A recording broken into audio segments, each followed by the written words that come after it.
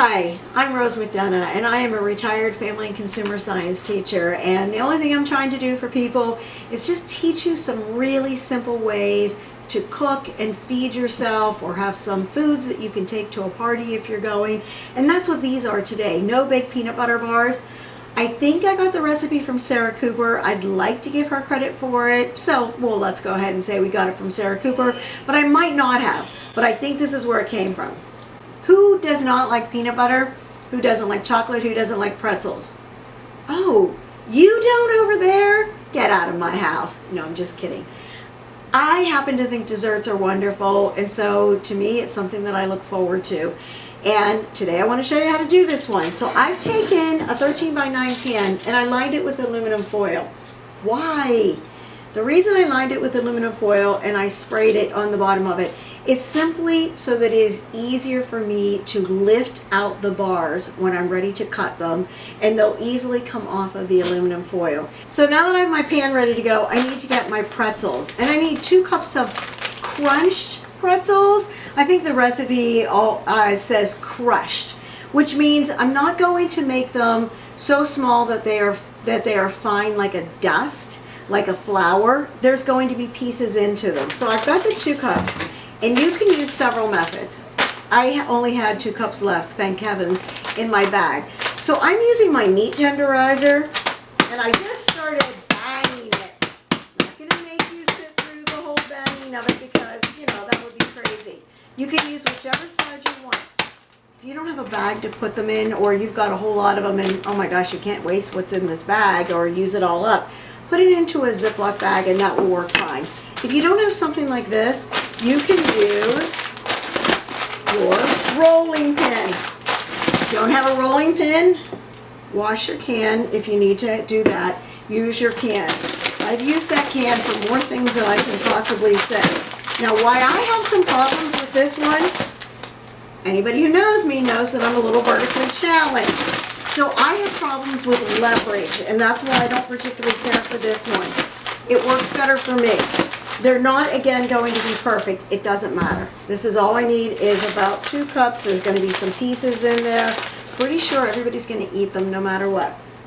I have 12 tablespoons of melted butter. 12 tablespoons equals a cup and a half. You don't measure it after you've melted it. You measure it before you melt it. So that means you take your stick of butter, count over 8 tablespoons, count over 4 tablespoons, cut it, drop it in, and melt it. Don't make it so melted that it's almost ready to turn brown. I just melted it enough to soften it the whole way through. And then I'm going to go ahead and I'm putting my pretzels in, and apparently I'm getting a little extra salt in there. To this, you also add a cup and a half of powdered sugar. Got this in my liquid measuring cup. Does it matter? Actually, it does. Liquid measuring cups are for liquid, dry measuring cups are for dry. I used to tell the kids when I taught school, if it's mostly liquid, it goes in here. I might put applesauce in here because you're going to look at that line. But I measured them out in a dry measuring cup and put it in here to remind myself I wanted to tell you about it. 1.5 cups of powdered sugar goes in here. I'm hoping that my bowl's big enough for everything. The next thing you need is peanut butter. The recipe calls for 1 cup plus 1/4 cup divided. When you read that in a recipe, it means 1 cup and 1/4 cup separated. It's telling you you're going to use the 1/4 cup at one time and the 1 cup at another time. So since I've got already peanut butter on here and I just want to get this started without making a mess, I'm going to go ahead and do this before to get the powdered sugar. If you've ever played with powdered sugar before, flies everywhere. So I just want to get it mixed up in here so that when I start adding in my other ingredients, I don't have to worry about making a mess of it. Go all the way down to the bottom, scrape across, flip up. It's a folding technique, across the bottom and flip up. And now I'm ready for my peanut butter. I know some people who, when they do their peanut butter, they always spray their measuring cups first with a little bit of oil so that it comes out easier. I didn't spray this one because it pops out. It's not too bad doing it this way. I might need to go around there and get a little bit more out, which I folded down in. I wanted to tell you that I use Jif peanut butter. I'm not trying to endorse Jif. Yep, Jif peanut butter actually has a little bit of sugar in it. That's why we like it so much. And it also has some oils in it. It might have a little bit of vegetable oil or a safflower oil. But that's what makes it really good for baking. For eating, I prefer other kinds of peanut butters. I use an almond butter. I use a mixed nut butter. And you are certainly welcome to do whatever you want with that. But I like this simply because it's easier for me to work with. All right, so I have my peanut butter. How easy is this? The recipe actually says this is so easy, even a kid could make it. How hard is this? If you go ahead and you as an adult melt the butter up a little bit or soften the butter, even if you just wanted to soften it to the point that it was almost falling off of the paper when you were opening it up, that would work out fine. And a child can mix this. This isn't that big of a deal. They can put their hands in here if they wanted to and mix it. I just don't particularly care to do that, but you surely can. Once I've done this, I'm going to go ahead and layer it into my pan, into my 13 by 9 prepared pan. And I'm going to take a bag of chocolate chips. I'm using dark chocolate chips because I wanted to try out and see what the dark chocolate tasted like with this. You can use milk chocolate chips, you can use a white chocolate chip. If you're going to use the white, just realize you're mixing peanut butter in with it so you're not going to notice the white anymore. I'm going to take the chocolate chips, which is a 10-ounce bag, and I'm using my 1/4 of a cup of peanut butter. I'm going to mix the two of those together and microwave them. I'm going to do about 15 to 20 second increments. Stir and keep doing that until it has melted all the way through.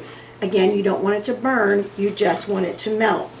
If you wanted to, you could certainly do it over a double boiler pan. Why would anybody do that much work? If you have a microwave, use it. So that's your other choice to do that. All right, so I'm going to start layering this in. It looks pretty good. And I'm going to start to put it into my prepared pan.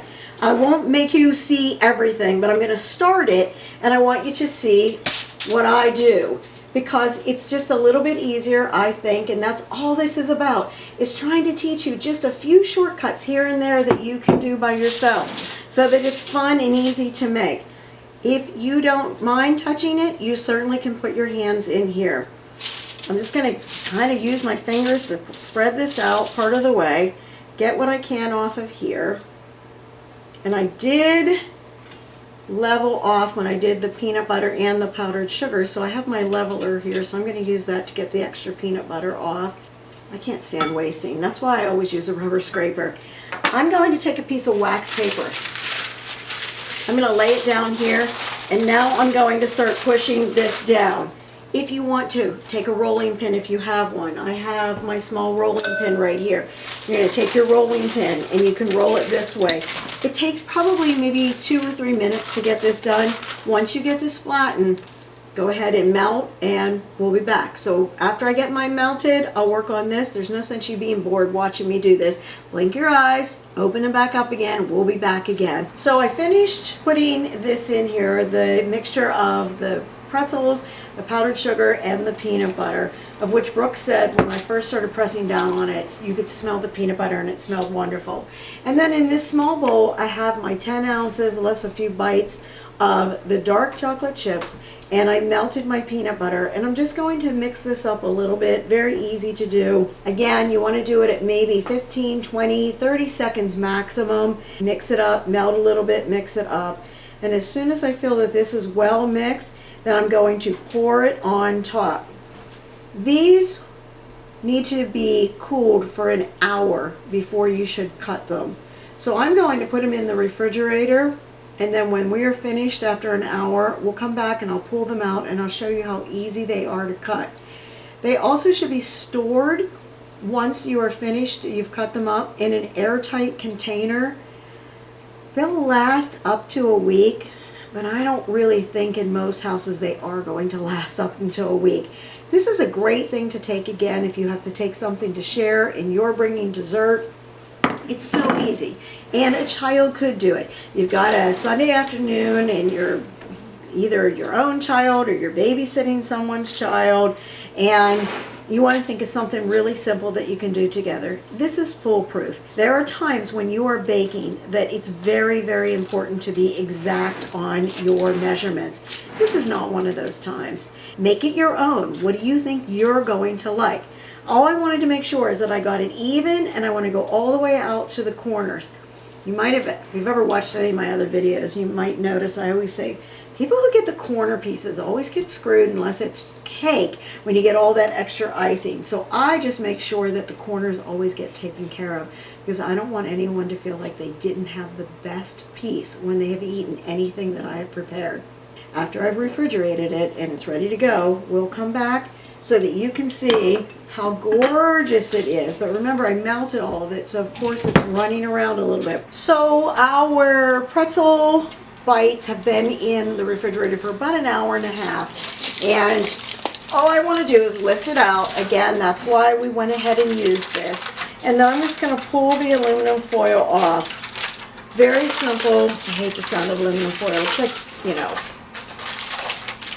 nails on a blackboard for some people. Just can't stand that. If you wanted to make it thicker, you could, but it's harder to cut through them if they're thicker. This is about maximum of what you want to do. Just to make my life easier, I'm actually going to start in the middle, and that will tell me if for some reason it wasn't hardened enough, and I would know, and I could put it back in the refrigerator. But it is going all the way through. I wish I had more leverage on there, and I wish I had a bigger cutting board to use, but this is what I have, and that's what I'm going to use. So I'm going to peel this off of the cutting, off of here, and it peeled off very nicely. Oh, I dropped a piece. You know what that means? I'll have to eat that. Isn't that awful? But I slide this down so I can go to my cutting board from here. And then you decide what kind of slices that you want to have. I'm going to do mine fairly large. If you were going to do them and take them somewhere, let's say you're going to a family reunion this summer and this is the simple thing that you wanted to take, you may want to cut them in smaller pieces, because I know when we go to our family reunion, I want to make sure I can sample everybody's stuff. That is my favorite part. Some people go so they can socialize. I go so I can eat other people's cooking. Everybody has a priority in their life. Once you are cut all the way through, you then want to start taking these and putting them into an airtight container. So once I get them all layered in here, it'll be great. Weird thing, but underneath here I have this little thing that you can't really see, and it has my name on it. You know, it's one of those labels that they give you, free the fish, whatever. If you send money to them, you get these free labels. When you go someplace, put them on your container somewhere so that your container comes back to you. There is nothing that aggravates me more than when people have come to my house and we've had a picnic and they say, oh, you just keep it. I don't want to keep your food. I don't have a big enough refrigerator. You take your food home with you. Oh, I have another whole thing at home. Sorry about your luck. I don't want to have to be doing that, because then I have to get your container back to you. Bring what you actually think people can eat. That's about all you need to do.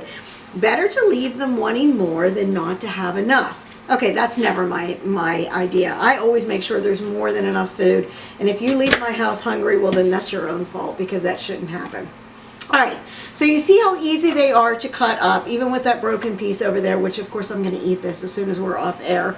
So I've got this. If you wanted to do something really cool looking, you could take some of the peanut butter. After you let it start to cool for about 15 minutes, you could take a little bit of melted peanut butter and you could swirl it on top of it, and then take a knife or a fork and just swirl it the rest of the way through so it went in, and you'll get a prettier look on the top of it. Nobody's going to care. It's pretzels, peanut butter, and chocolate. What is not to like? All right, that's enough of that one. I want to give some shout outs today, and I have no idea who it's going to be, but I don't want to get stuff all over my little cards here. So a shout out is going to go to, oh my gosh, I'm so glad I got this one. Pamela Ruth. Thank you, thank you, thank you. You always comment. You always say positive things. Thank you. Really, truly, and honestly, I really appreciate it. I don't know who you are either, but I am so glad to have you be one of my subscribers. And Cindy, and I'm not sure who Cindy is. I have a question mark beside it. I'm thinking, I know about 7 Cindys. I don't know if it's Cindy that I know as a subscriber, and if it's not, it doesn't matter. I'm really appreciative that you subscribe anyway.